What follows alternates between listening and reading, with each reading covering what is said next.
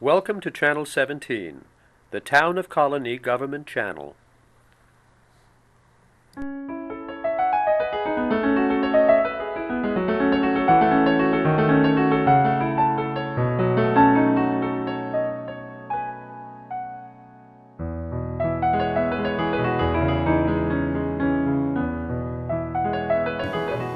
Okay, welcome to Meet the Author. My name is Joe Nash. Today we're talking to Rene LeRoux. He has written a new book for you Siena Hoop fans. It's called Siena College Basketball, A Winning Tradition. Rene's also the founder of the Capital District Basketball Hall of Fame, and he's written this book too. We're not talking about this book, but we'll mention it. It's called 50 Years, 50 Players, all about the Capital District basketball players. So welcome, Rene. Thank you, Joe. Good morning. Is that what it's called? Is it the Capital District Basketball Hall of Fame. Okay. Well, before we talk about this book, why don't we tell people just give us the capsule biography of yourself a little bit. I know you said you retired, and then maybe you can talk about how you got into writing these basketball books. I grew up in Saratoga Springs and actually played basketball in high school at St. Peter's in the old parochial league, which is now Spa Catholic. It's still open. And then I went to college at St. Michael's and transferred to Skidmore, where I also played at Skidmore College. And even though I'm a Skidmore College grad, I had been attending Siena games from the late 70s and early 80s and had grown to admire several of the players interviewed in the book, Gary Holly, Kevin McGraw, Mike Catino, players like that. And when we put the Hall of Fame together, we put the first book and we started interviewing all the people that were going in the Hall of Fame. And actually some people from Siena, the new coach, Mitch Bonaguro, thought it would be a great idea to do a similar thing about Siena basketball. So I started research on the book late last summer, and it just came out about 3 weeks ago. All right. So it was Coach Bonagaro's idea, kind of? Yeah. Now, how did you get into writing? I mean, you said you told me before you were like a stockbroker or something? Right. I was actually an English lit major at Skidmore, and it was always sort of a passion. And after my financial career ended, I decided to pursue my passion. Well, the book has many sections to it. I'll tell you a little bit about it. It has a lot of pictures. It has a lot of nice little old programs and a lot of history. So you have profiles of over 50 players. But one thing I'm going to, we'll start with. You don't get to the players till page 95. There's a lot of other history in here, and he talks about many other things. But I'm going to start with, your book is dedicated. Most people, when they write a book, they dedicate it to their wife or their family or whatever. But your book here is dedicated to the Siena fans. Why don't you tell us why you've done that? I mean, it is kind of a unique, it's a tribute, but why did you dedicate the book to the Siena fans? The Capital District has really embraced Siena basketball and has done so for such a long period of time. Back when they played at the Arc on campus, and they subsequently moved to the Knickerbocker Arena, Pepsi Arena, and now the Thames Union Center, they have unparalleled support in the Capital District. And it's really, they have a following from Schenectady, Troy, Saratoga, Colonie, Albany, Latham. And these people come every game. They're season ticket holders, and there's third and fourth generation Siena fans, and they make themselves heard at the games. They're very... well, they are dedicated fans. I think you write in the beginning here, somewhere along the lines, I can find it, you said if you're a youngster reading this book is, tell us about that little bit there. I think it was on, you wrote here, I wrote it down, page 11. You say in here, well, now I can't find it, but you talk about if you're a youngster, this is reading about Siena, a term that comes up a lot in your book is the right way to do things. Not just in basketball, but in many things. So tell us about this term right way is all through this book. Siena, I've got to spend virtually the whole last season on campus with them, traveling by bus to the away games and actually spending some time with the players and the trainer. And when you walk in Siena, the athletic building, you meet Sybil Cowan, who's been there for probably 35 years. And Sybil's the kind of woman who not only is close to the players, but knows their parents and grandparents also. So when a player goes to Siena, they're embraced by the community, not just the coach, but they have a wonderful way of tying the player into the community. They do volunteer work at Thanksgiving, working for the homeless. They go to hospitals. And a lot of the Siena players actually stay in the area afterward and have had great careers, very successful people. Andy Grazoulis works for Don LeDuc at Betbury and LeDuc. Bruce Schroeder works for Absco Fence with Neil Galvin. Dale Taylor is an admissions counselor. He stayed right on at Siena. And there's many more of those people that are here locally that have done well, and they continue to come to the games. Rod Owens, who's going to be inducted into the Hall of Fame this year, very successful. Kevin McGraw, works for New York State. And it's wonderful that this whole spirit of family continues. Well, that's what I was going to say. Besides this term "right way" through your book, the word "family" comes up. In fact, I wrote down to mention this, and then about 2 pages later, you actually said the word "family" is going to come up in this book all the time.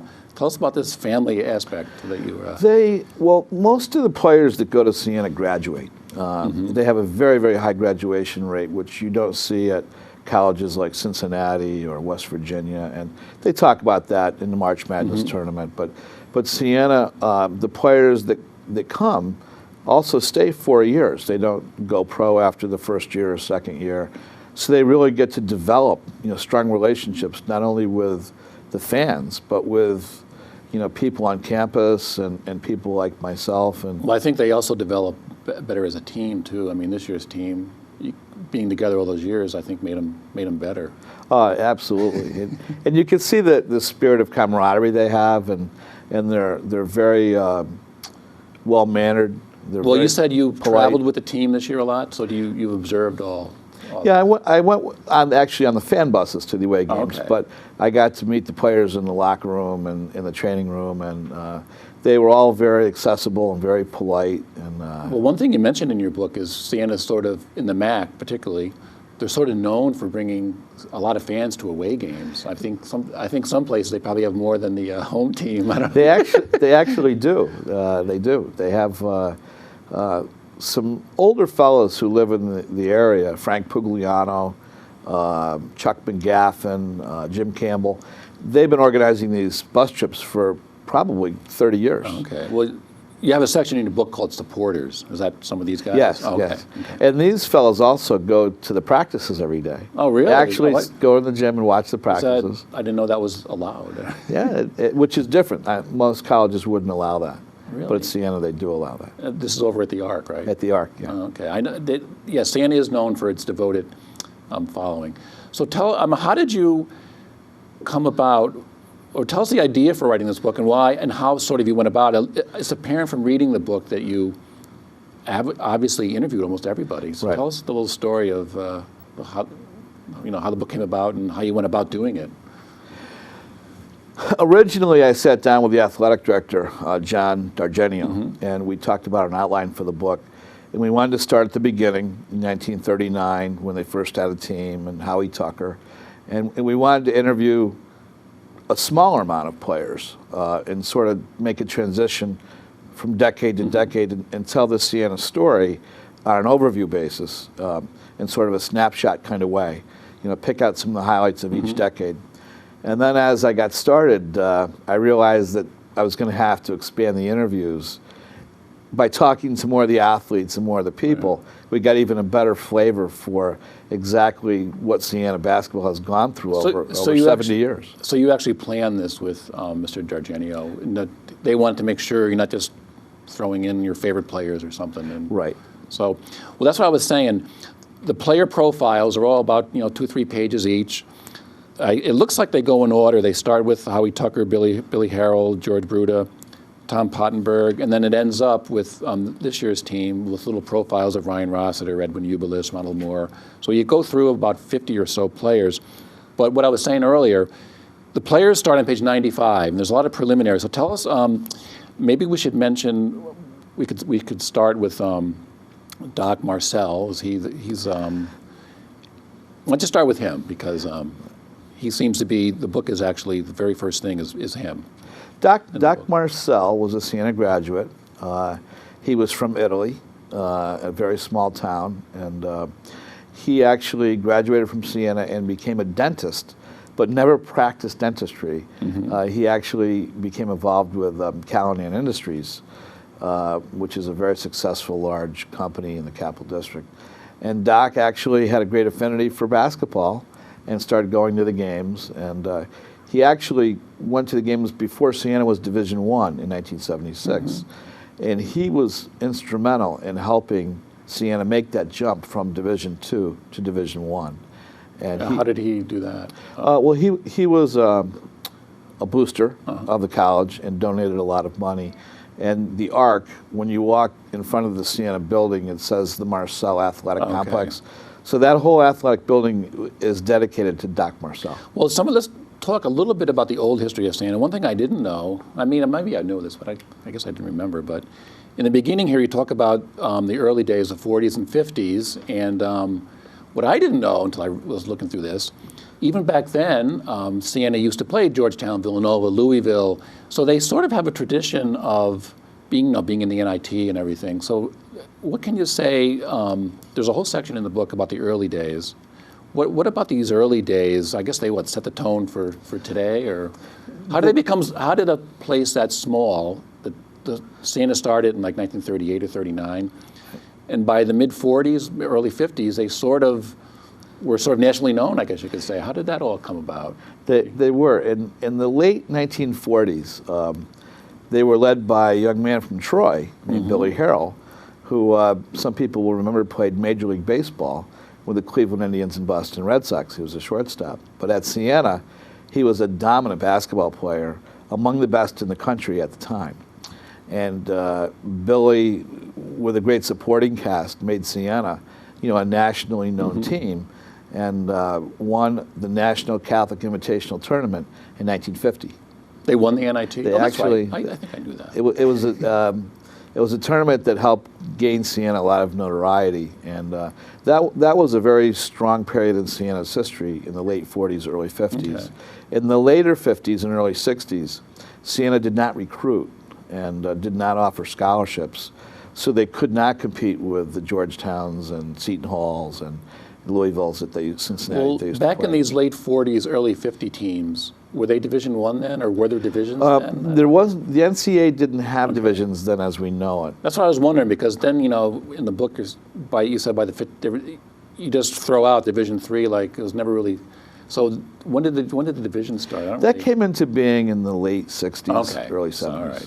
So in the early days, it was all one, I guess you could say. Correct. Yeah. So then they had some lean years, but I guess you could say they still had a big following. I mean, they've always had a loyal following, and the rebirth of Siena basketball actually came when another local man, Bill Kirsch, was hired to be the coach in the early 70s. Well, that's what I was going to ask you next. I wrote down some players here. We obviously can't talk about everyone, but I wrote down 3 or 4 names. You already mentioned Billy Harrell, and their importance to the Siena history and the Siena program, and I got Coach Kirsch here circled. So he seems to be, as I read through many of the player profiles, his name seemed to come up the most as the man who really brought them to Division. So tell us about Coach Kirsch and his contributions to the.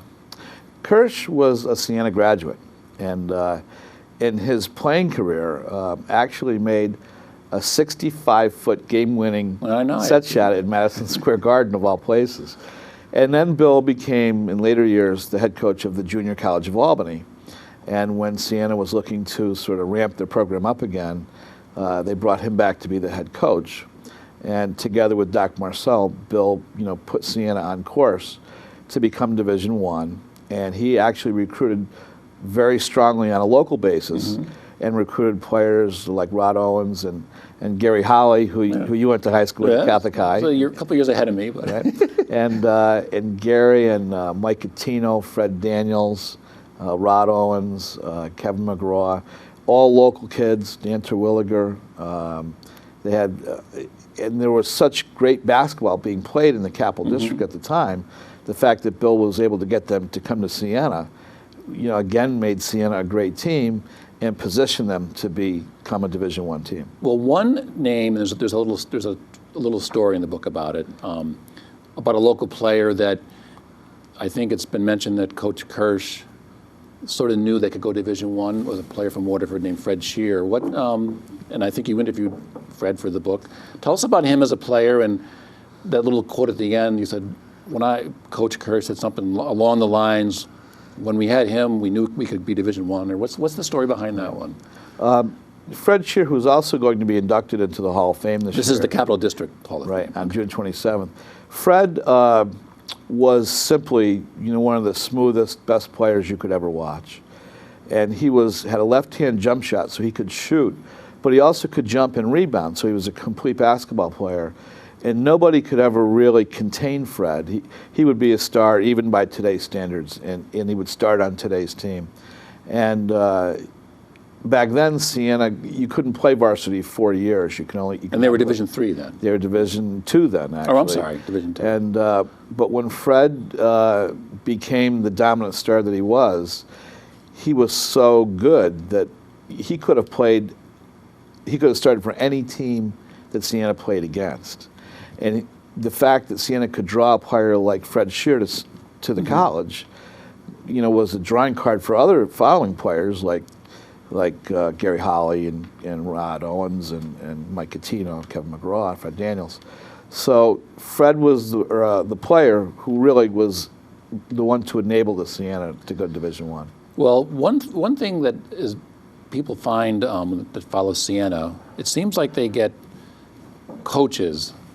They're usually on their way somewhere else, but they've all made their mark, and it seems like the progression from Coach Kirsch, John Griffin, Mike Dean, Paul Hewitt, et cetera, right up until Coach McCaffrey, who just left, everyone was probably sad about that, but tell us how do they get these guys and their importance to the whole program?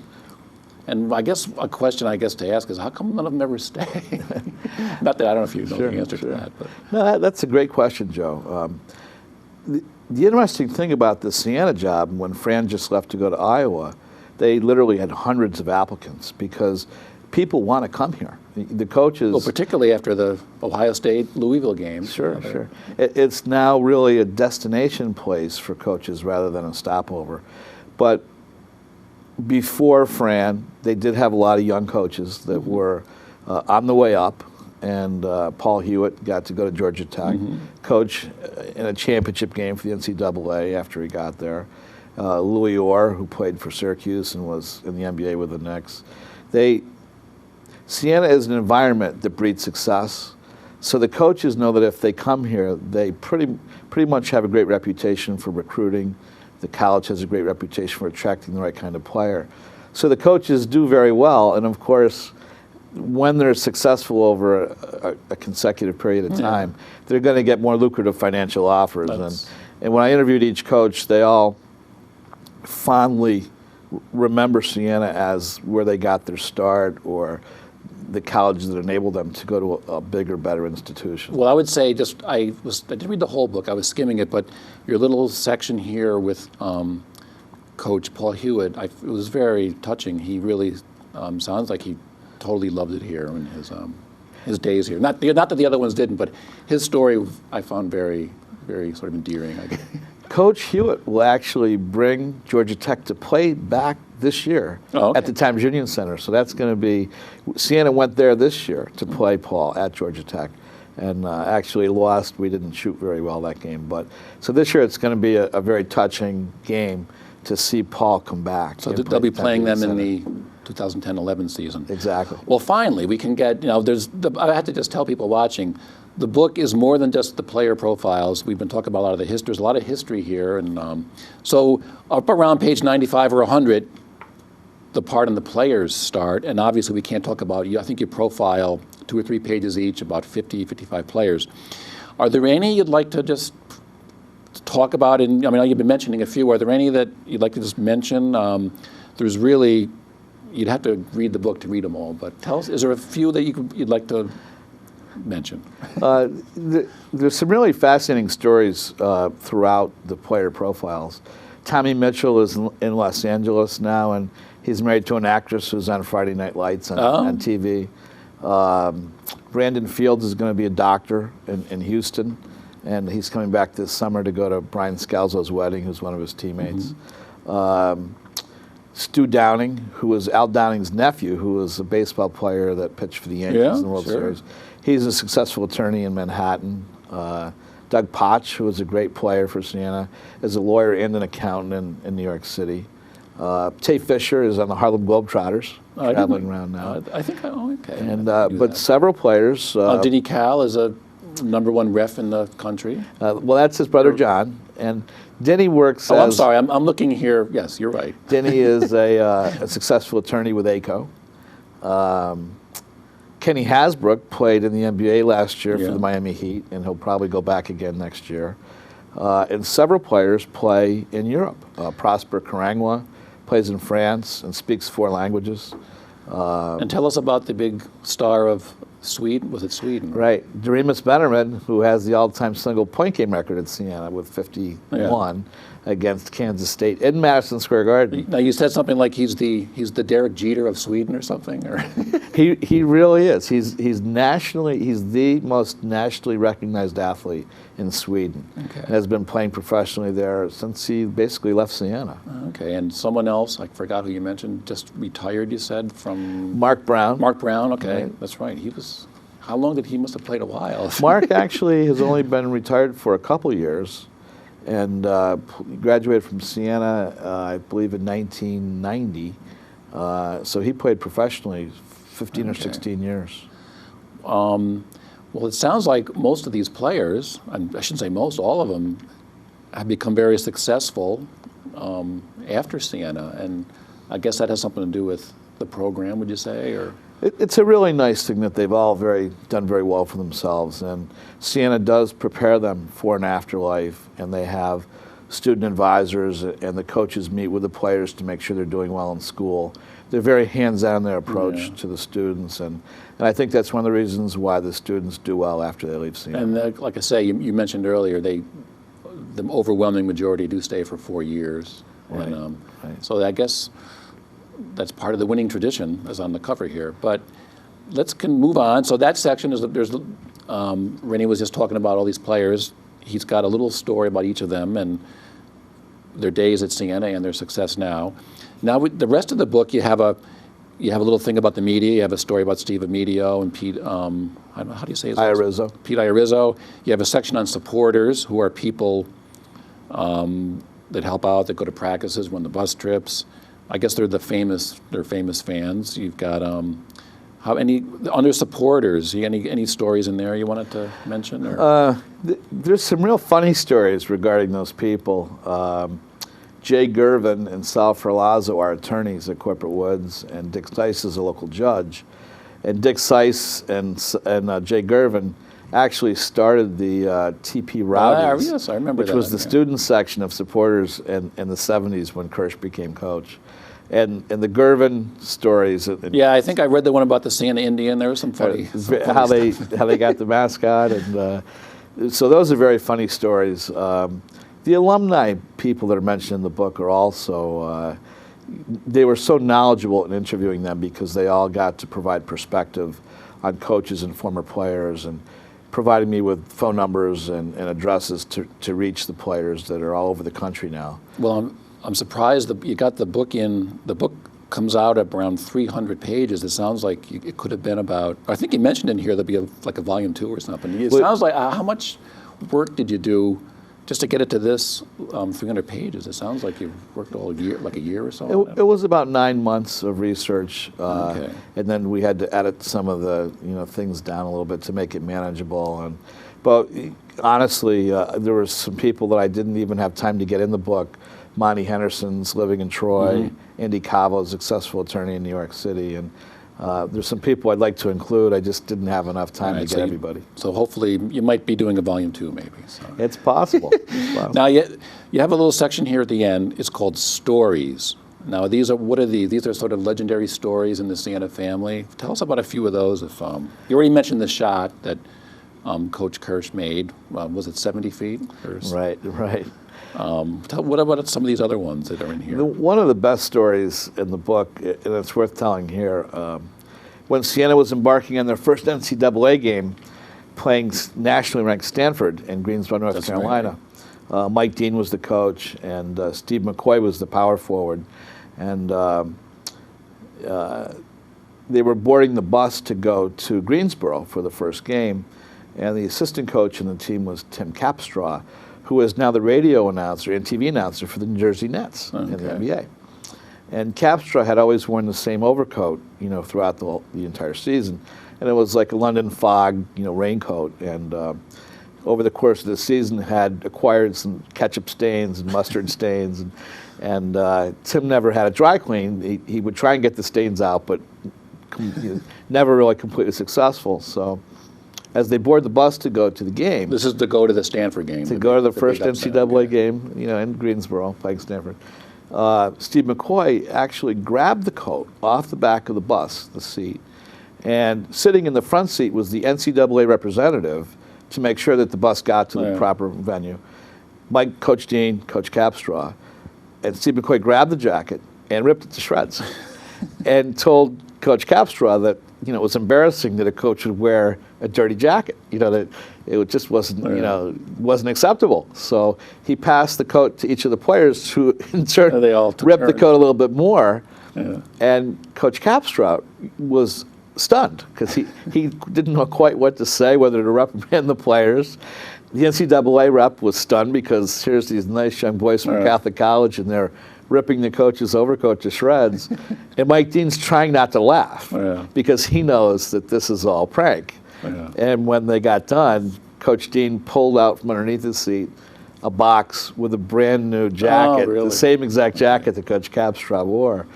But it got all the players loose and relaxed, and they subsequently went over and pulled off one of the greatest March Madness upsets. It was a 13 seed beating a 4 seed, and beat Stanford in Greensboro, North Carolina. Well, in the back of your book, you have a little section on lists, and you have the Stanford game as, well, I guess I shouldn't say, is this the order? Well, the Stanford game is number 2 here, number 1 being the Ohio State game.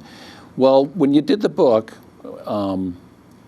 the players you picked, did you sort of pick them all, or did you have a little committee, or did you? No, I pretty much picked the players myself. Okay. And, well, of course, and I shouldn't say players. As I mentioned, there's a section here on administration and faculty. We didn't even get to a lot of that, but it's all in the book. So you may have to do a volume 2. Well, for people watching, Rene is going to be here at the library on July 27th. It's a Tuesday night. He's going to be talking about this book. Maybe he'll do a reading from it and answer your questions, and you'll be able to buy a copy. For people that want to buy the book, we'll have Rene's email address will be right here on the screen. You can get it. But before we end, I just want to talk a little bit about the Capital District Basketball Hall of Fame, which this book is part of, and just tell us a little bit what that's about and how that all works, and I guess when's the next induction, or this year's induction will be Sunday, June 27th. Okay, so this show will be on before that if people want to. And it'll be at the Crown Plaza Hotel. The public is invited to attend. It's $75 a ticket. Okay. And we'll be inducting 13 male players, 27 female players. This is the first year for the women. The first year for women. And actually, we're so excited. The coaches that are being inducted this year are spectacular. Doc Sowers from UAlbany, Don Bassett from Catholic High, Ken Struby, the women's coach at Shenandoah, Mike Long from St. Rose, and Ron Santz, the very successful longtime coach at Phillips Schuyler High School in Albany, who won 6 championships in 7 years as a head coach at Phillips Schuyler. So those coaches are probably the best that have ever coached. And also, not to forget Walt Prisblow, who was the coach for Pat Riley and Barry Kramer at Linton. Okay. So that will be on, when's the date of that again? Sunday, June 27th. Okay. And so this book, 50 Years, 50 Players, is the first book. This was like the initial, I guess, inaugural class of players, I guess you could say, of the Capital District Basketball Hall of Fame. So, Rene, thank you for coming by. And for those of you, again, interested, Siena College Basketball, a winning tradition, Rene LeRoux. He's going to be here at the library on July 27th. And so thanks for coming and telling us about the book. And we'll probably see you at some games next year. Good. Thank you, Joe. Okay. Well, that's it for Meet the Author this time, and we'll see you next time.